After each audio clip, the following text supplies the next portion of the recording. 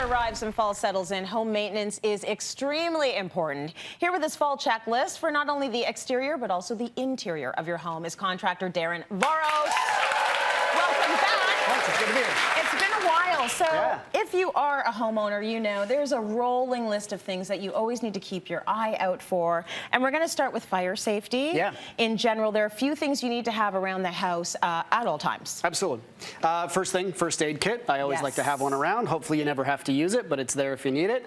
Smoke detector, or sorry, fire extinguisher. Yes. Definitely in the kitchen and also in other, I'd like to have one on each level of the home as well. Have you ever actually had to use one, No, Darren? thankfully I have not. Me neither. Yeah. And so I wonder sometimes, would I know what to do? They're pretty, easy instructions on here, and in a panic, you might be sort of fumbling around, but I think if you had to, you could figure it out very, very quickly. It's really just open up the hose and press the trigger, pull the pin. You know, that's as simple as it really is. And then last, of course, but not least, is smoke detectors.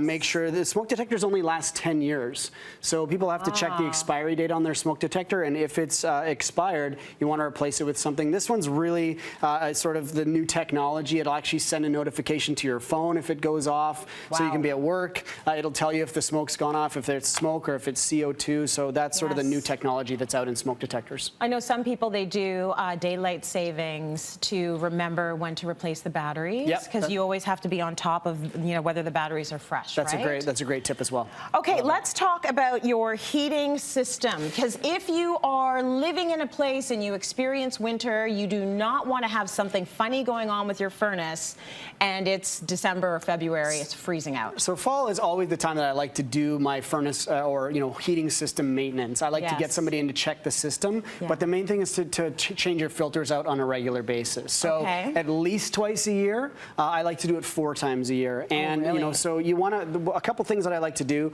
when I'm going to the the hardware store to find out what filter. I take my old filter out. I actually take it in to make sure I get the exact size. Or the other one is just take a picture of the size. You can see right here it's written 16 by 25 by 1. You want to get the same filter. This one's a newer technology. Again, it's a smart filter. It hooks up to an app on your phone, and it actually tells you when you need to replace the filter and also the airflow that's happening on your furnace. When you actually take this out, it's not going to look like this. No, it's not. It's going to be pretty dirty. You're going to see cat hair, dog hair, all kinds of stuff. Yeah, it's pretty gross. Human hair. Yes. All the hair. It's all there. It's going to be there. Yeah, absolutely. Okay, so make sure you switch out your filters. If you can do it 4 times, like, good on you. If you can only do it twice a year, that's okay as well. Let's talk about our windows and doors. What do we need to be doing? Windows and doors, it's really about sealing, right? So caulking and weather stripping. And what I like to do is I like to take a candle around on a windy day, and I like to go around all my windows and all my doors, and you'll see very quickly where you've got leaks, and it's easy to just grab some caulking from your local hardware store. This one's interior, exterior. It's a brown caulking, but you can get white, you can paint it, you can sand it, and I like to seal up any drafts that are happening in the house. Okay, good to know, because this is actually going to save you a lot of money as well. Absolutely. Right? Yep.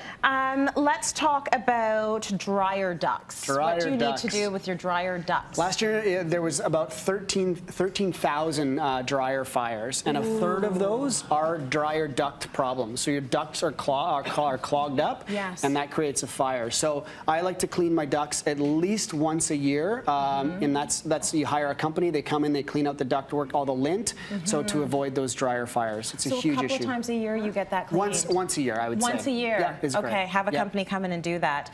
How about the humidifier? Humidifier is super simple. In the winter, you want to turn the humidity up in the home. Usually summer is a little more humid out, so it's usually set a little bit lower. In the winter, you want to just turn it up to usually 30 to 45% humidity in the home, especially if you have hardwood floors. What if you have those portable humidifiers that a lot of us use in bedrooms? Change the filter, just make sure they're filled on a regular basis. And any hazards there that we need to be thinking about when it comes to the portable humidifiers? No? Okay, all right. Yeah, make sure they don't leak. Make sure they don't leak. That's just annoying. Yeah, absolutely. We've gone through a few that have leaked like right through the ground and into the ceiling beneath, so you really have to keep your eye on it.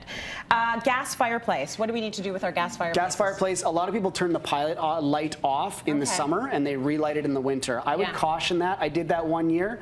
The humidity built up in the fireplace, basically, and it rusted all my components. I had to spend $2,000 to replace all the gas valves, and the technician said if I just kept the pilot light running all season, it would have cost me $7 per month, and it would have kept that dryer box, or the gas fireplace box nice and dry, and it wouldn't have had to replace all those components. So just leave the pilot light running all year. It's like the equivalent of lighting a candle. That's all it is. First of all, I don't know, where do you find the pilot light? Exactly. Where did you go to find that? Did you go crawling around back there? Exactly. Like, I don't even know so where don't is even it? worry about it. Just let it run all year. Where is it, though? It's underneath. You got to find it, and then you got to light the thing. It's a pain in the butt. So just leave it running all. Good, because I wouldn't have even thought to do that. I don't know where it is. Let's talk about the drain hose. What do we need to do? You need to disconnect your hose from the outside of the house, and then most homes will have something like this, right? It's a copper pipe in the basement somewhere, and you need to just turn that off so that now there's no water flowing to your outside hose bib. If this section freezes, it bursts. Now you've got a massive water problem in the basement, so just turn off all of your exterior hose bibs from the inside, and you're good to go for the winter months. When do you need to start doing that? Before the first freeze. Got it. Yeah. Okay, very good. Huge thank you to Home Depot for a lot of these items here, so thanks for that, Darren.